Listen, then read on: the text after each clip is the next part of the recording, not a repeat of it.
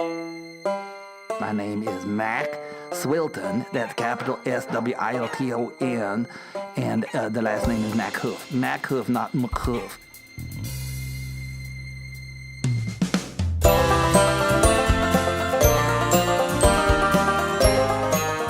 And there it was, a 1940 Ford Coupe.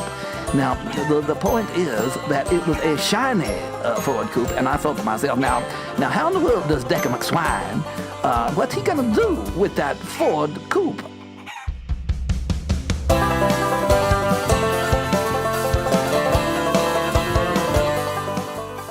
And also we removed those shiny hubcaps and used them for something for a more practical use. I believe that actually it was Decker's idea to use them for a dog bowl. You know, when you take your 40 shiny Ford Coupe down through the brush, you tend to get a few scratches on it. And so what we did was we went out and got a can of spray paint. He came back on this one night, and you know what? He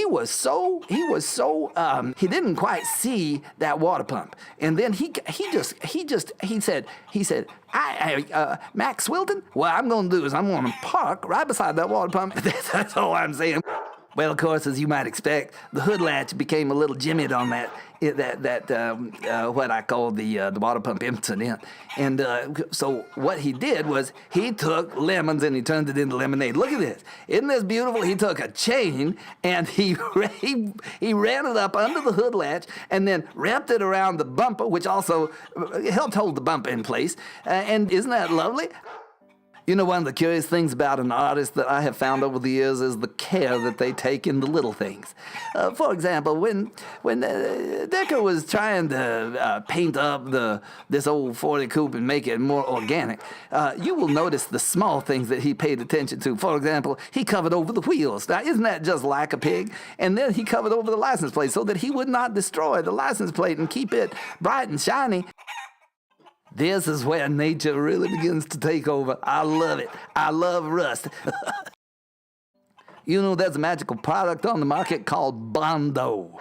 I think it looks better than the original, don't you? What happened was the chain came loose and the hood flew up, and it cracked open on the windshield, and then you can see where it kind of dented just a little bit the top part of the hood. That's all right.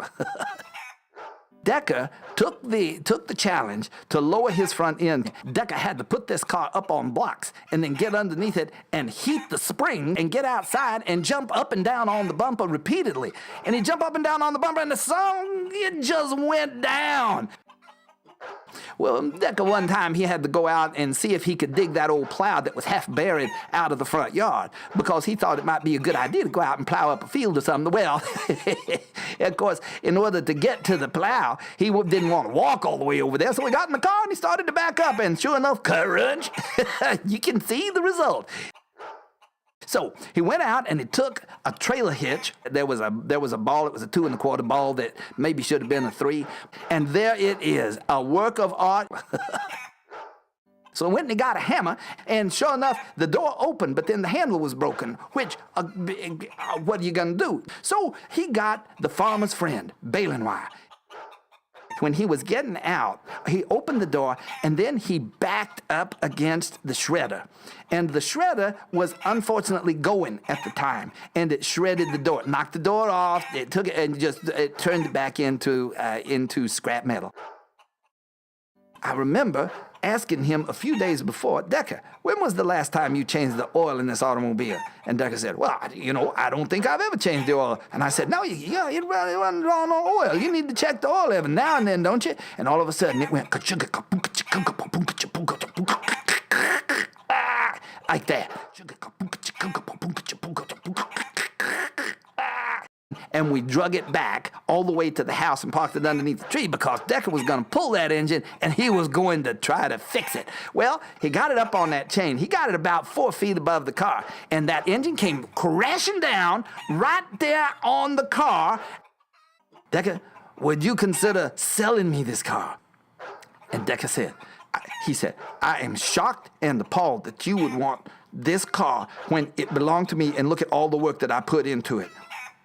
No, sir. And then he took and he brushed on the side of the car, not for sale. And you know there's always a practical application to art. So what I was thinking was, and Decker agreed with this, was that this car might be transformed into something that is very practical, a chicken coop. Oh my, I said, the car, the 40 Ford coupe, the 40 Ford chicken coop is gone. Oh, what happened to it? And then it dawned on me. Somebody came along and paid Decker McSwine enough money to take that car off his hands.